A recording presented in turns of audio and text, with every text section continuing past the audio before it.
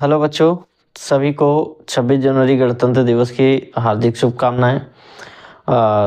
26 जनवरी 2026 की आपको बहुत ढेर सारी शुभकामनाएं।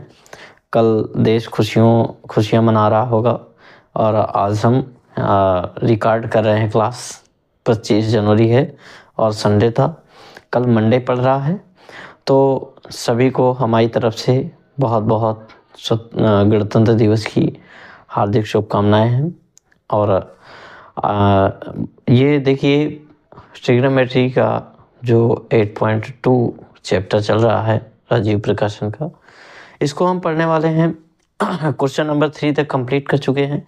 क्वेश्चन नंबर 4 को आज देखेंगे क्या कह रहा है। क्वेश्चन नंबर 4 थोड़ा सा गले में खराश टाइप के में है, तो आवाज़ थोड़ा सा मिस्टेक है, ठीक है, कोई बात नहीं।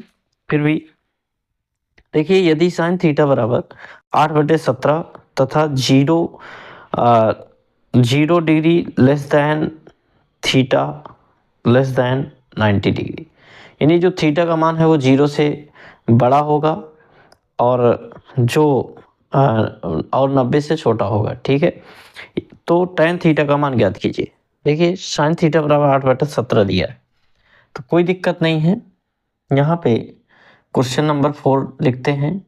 दिया क्या है, साइन थीटा इक्वल टू 8/17।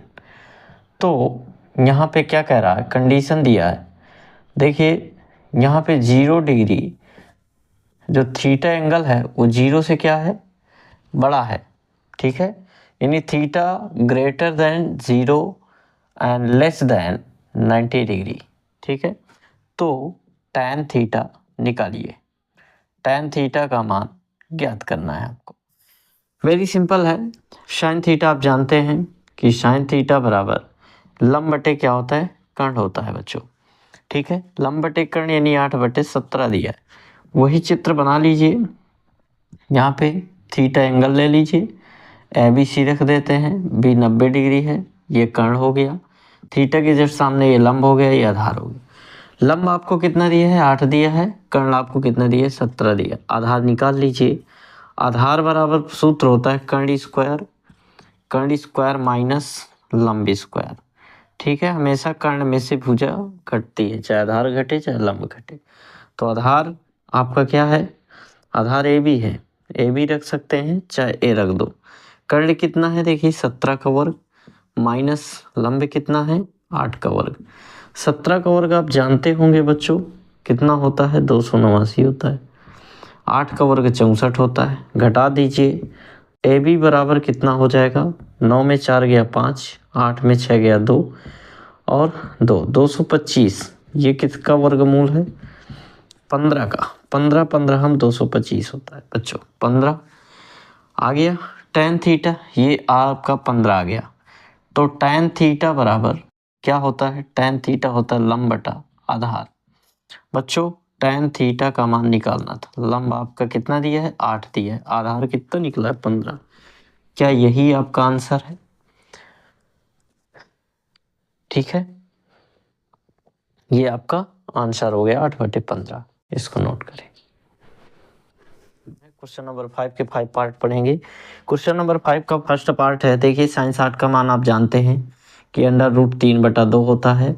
गुणा लगाइए, cos 30 का भी यही होता है, √3/2 प्लस इसका होता है 1/2 और गुणा लगाइए, cos 60 का होता है 1/2।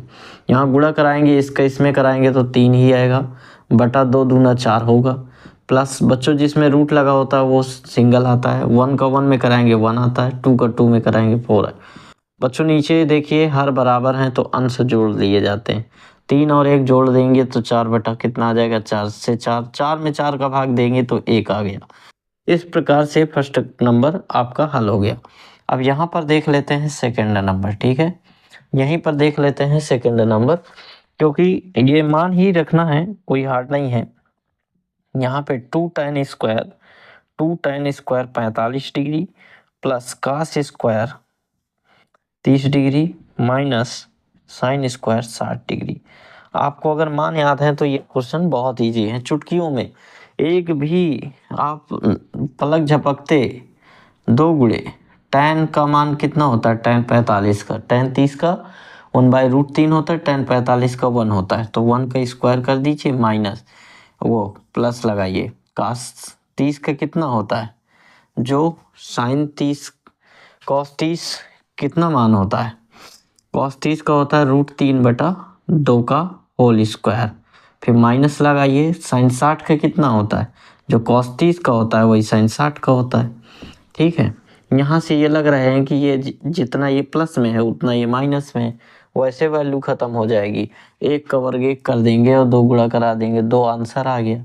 ठीक है, बिल्कुल सिंपल आ रहा है, लेकिन वहाँ पे काटना नहीं है, 1 का वर्ग करेंगे तो 2 गुणे 1 मिलेगा, प्लस लगाइए 3/, आपको 4 मिलेगा, यहाँ √3 का वर्ग 3 और 2 का वर्ग 4, माइनस करेंगे यहाँ पे 3/4 कर देंगे। ठीक है, अच्छा यहाँ पे 2 का गुणा 1 में कराइए तो 2 + 3/4 और -3/4, लासा लेंगे तो कितना आएगा, 4 आएगा, 4 दूना 8 + 3 - 3, 8 3 11, 11 में 3 कितना चला जाएगा, 11 में 3 चला जाएगा तो 8/4। ठीक है, तो यहाँ पे 4 दूना 8, इस प्रकार से हल करना पड़ेगा आप लोगों को। ठीक है,